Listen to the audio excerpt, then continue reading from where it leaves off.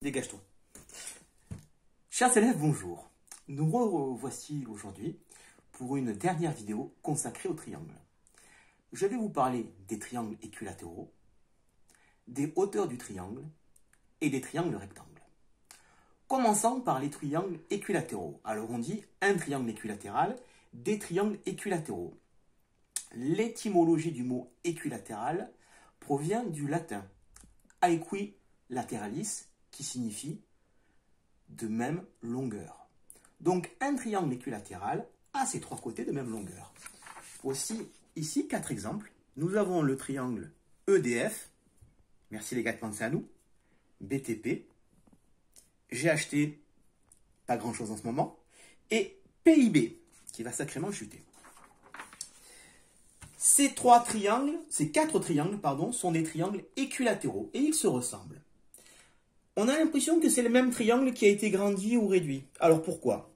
Tout simplement parce que ils ont quelque chose d'identique. Ils ont d'identique les angles. Donc je prends un morceau de papier calque et je repasse l'angle.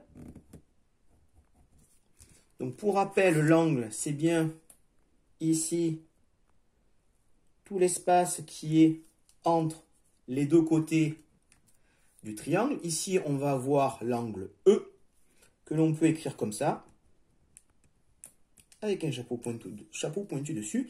Et cet angle E, eh bien, je me rends compte que je peux le mettre à la place de D, à la place de F, à la place de T, à la place de M, à la place de P, à la place de I, à la place de B, à la place de P, à la place de G, à la place de H et à la place de T.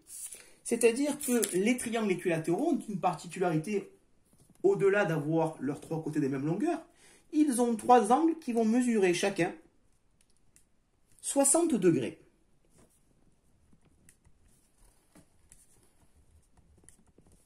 Car triangle signifiant 3 angles et la somme des angles d'un triangle fait 180 degrés. Donc chaque triangle équilatéral aura un angle de 60 degrés. Alors normalement pour mesurer cet angle, il vous faut un instrument qui s'appelle un rapporteur. Je n'en ai pas aujourd'hui à mon domicile, mais croyez-moi sur parole. Donc voilà pour les triangles équilatéraux. N'oubliez pas tout de même de bien, quand vous devez en vérifier un, de bien vérifier les côtés en mesurant, puisque la vision ne suffit pas. Des fois, on est abusé. Donc celui-ci fait 7 cm de côté.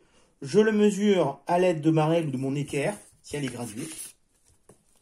Mais je peux faire autrement. Je peux utiliser, comme les marins en navigation, je peux utiliser mon compas pour mesurer. Et oui, pour vérifier des longueurs. Alors, si je prends ici, je reporte ici la longueur, je me rends compte qu'elle correspond ici et qu'elle correspond également ici. Donc, le compas, comme en navigation, est également un instrument de mesure. Ne l'oubliez pas. Voici pour les triangles équilatéraux. Alors, pour les tracer, vous appliquez exactement la même méthode que pour le triangle quelconque ou pour le triangle isocèle. Vous tracez un côté qui sera obligatoirement la base. Vous prenez l'écartement de compas, vous faites 2 arcs de cercle que l'on repère ici. Et surtout, vous avez bien construit une représentation mentale correcte pour bien le nommer dans le sens des aiguilles d'une montre. EDF, ici. Voilà. Voilà concernant les triangles équilatéraux. Alors maintenant, la notion de hauteur. Alors, la notion de hauteur dans un triangle, c'est un peu la notion de hauteur dans une montagne, pour une montagne. La hauteur est une portion de droite qui va passer par l'un des sommets du triangle et qui va être perpendiculaire au côté opposé. Alors, au lycée, on parlera de projection orthogonale. C'est-à-dire que je place mon équerre comme ceci pour tracer ma hauteur. Alors, certains ont tendance à se dire, quand je dis perpendiculaire, ils vont dire oui, alors il est au milieu du côté, il est au milieu du segment.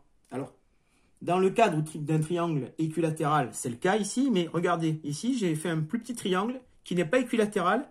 Et on se rend compte que cette partie et cette partie ici, hein, ne sont pas de même longueur. Donc la hauteur n'est pas forcément, ne passe pas par le milieu, forcément par le milieu du segment, hein, c'est-à-dire par le milieu du côté opposé. Chaque triangle a 3 hauteurs, puisqu'il a 3 sommets. Ces 3 hauteurs se croisent, hein, se concourent en un point d'intersection, ici, que je vais appeler H, et qui est appelé, en fait, on appelle l'orthocentre. L'orthocentre, c'est le point d'intersection des 3 hauteurs du triangle.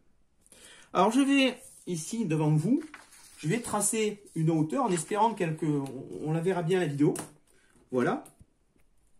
Alors, déjà, je tourne ma feuille un petit peu dans le sens que je veux. Je place mon équerre avec l'angle. Je la place bien sur le côté et je fais coulisser doucement jusqu'à atteindre le sommet opposé. Alors, bien évidemment, je tiens compte de l'épaisseur de ma mine. Je vérifie bien que j'ai parfaitement aligné. Et une fois que j'y suis, je trace ici. Alors ça, c'est un exercice qui est souvent échoué par les élèves. Il va vous falloir le réaliser au moins une bonne vingtaine de fois avant de le maîtriser. Je recommence. Donc, je place ma feuille comme j'ai envie. Je vais en tracer une deuxième. Ici, voilà, je place bien mon équerre. Ça, c'est l'erreur qu'on va commettre, hein, mal placer l'équerre. Ici, je suis bien au niveau du sommet opposé. Voilà. Et là, je l'ai raté. Donc, c'est pas grave. Je la gomme. Et je recommence. Vous voyez, il faut beaucoup d'entraînement pour y arriver correctement.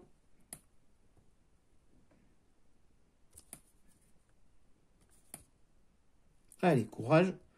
Je vais y arriver. Ne jamais se décourager. Voilà, c'est mieux. Cette fois-ci, je suis arrivé. N'appuyez pas trop fort avec votre crayon. Parlons maintenant des triangles rectangles. Alors, qu'est-ce qu'un triangle rectangle? Un triangle rectangle, en fait, c'est la moitié d'un rectangle. Vous voyez ici, il y a un rectangle qui a été terminé au pointillé. Et si je coupe ce rectangle le long d'une diagonale, je vais obtenir 2 triangles rectangles. Ici, j'ai un triangle rectangle qui s'appelle OVC et dont la particularité est d'avoir un angle droit, ici. C'est-à-dire un angle de 90 degrés que l'on va vérifier, bien évidemment, à l'aide de l'équerre. Le côté opposé à cet angle droit, et qui est aussi le côté le plus long de ce triangle rectangle, s'appelle l'hypoténuse.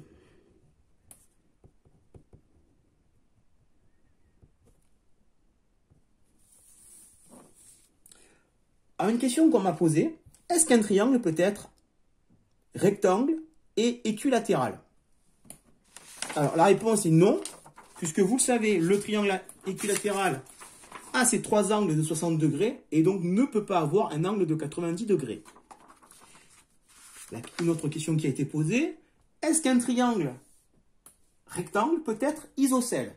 Alors oui, si vous prenez mon équerre fétiche, en fait, elle a une forme de triangle rectangle isocèle avec ici un angle droit et ici deux côtés de même longueur. Prenons l'exemple du triangle MDR. Ce triangle a 2 côtés de même longueur. Le côté MD qui mesure 7,5 cm et le côté DR qui mesure lui aussi 7,5 cm. Et l'angle D est bien un angle droit. Donc ici, on a un cas particulier où nous avons un triangle qui est à la fois rectangle et isocèle.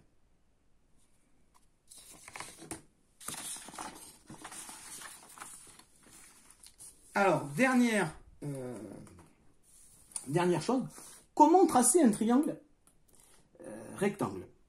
Alors, dans les énoncés qu'on va pouvoir rencontrer, par exemple, trace RFM, un triangle rectangle en F, tel que RF égale 3 cm, FM égale 4 cm, et RM égale 5 cm. Alors la première chose à faire est de tracer l'angle droit, immédiatement. Bien sûr, vous vous êtes construit une image mentale de ce triangle, comme je vous l'ai montré. Voilà, alors avec l'habitude, vous le faites dans votre tête. Donc vous savez que ce triangle va s'appeler RFM, qu'il va être rectangle en F. Donc ici, vous avez l'angle droit et vous avez donc le point F. Première indication, le côté RF mesure 3 cm. Mais vous mesurez 3 cm rétroactivement à partir de l'angle jusqu'au 0. Et vous obtenez ici, donc 2, 3, 0, vous obtenez le point R. Ensuite, on vous dit que FM fait 4 cm. Vous repartez de ce point F et vous placez à 4 cm le point M. Et ensuite, on vous dit que RM fait 5 cm. Eh bien, vous reliez, vous allez bien vérifier. Effectivement, vous pouvez voir que de R à M, il y a bien 5 cm. Voilà. Voilà donc le triangle rectangle RFM, un triangle qui est rectangle en F, tel que RF mesure 3 cm, FM mesure 4 cm et RM, l'hypoténuse, mesure 5 cm.